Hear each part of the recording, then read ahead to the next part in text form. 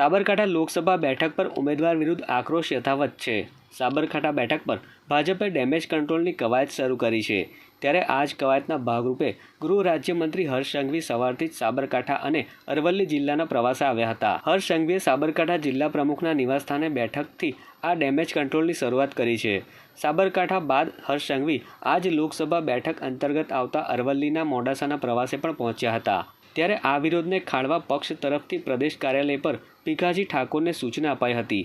જો કે તેમ છતાં ભીખાજીના સમર્થકોએ વિરોધ યથાવત રાખતા હર્ષ સંઘવીને મેદાને ઉતાર્યા છે।